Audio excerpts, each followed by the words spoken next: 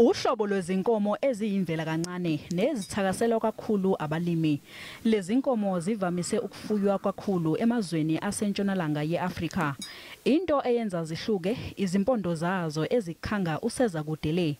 Induna uMatsila ithi inkomo eyodwa nje yohlobo lweAnkhole ibiza imali ethi ayibe izinkulungwane eziyikhulu zamarandi kuya ezigidini ezintathu. Ithi iyakwazi ukuthola izinkomo eziyishumi zalolu hlobo eUganda ngokuthi ithole imbiwu yazo. Nakuba ke zimba eqolo ukuzithenga, kodwa ke induna uMatsila ithi ukuzifuya akumbi eqolo ngoba ziyakwazi ukumelana nesimo sezemvelo esingesihle okubalwa kuso isomiso. The Ankhole breed is genetically very competent in the sense that it is disease resistant and it is also drought resistant. So for us in a communal land like this in rural areas, they adapt very well compared to other breeds.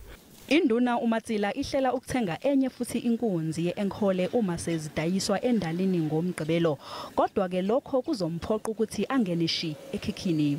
The structure of the bull, for instance, and the length of the horns would make a bull or a cow quite expensive in the market. That is why there is no average price or a one single price.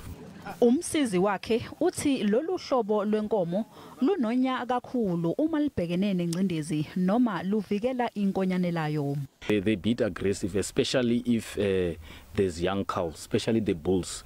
It's their duties and responsibility to protect the females and the young ones. Ababhekele ezokuvakasha esifundazweni kulindeleke ukuthi babe yingxenye yendali yalezi inkomo.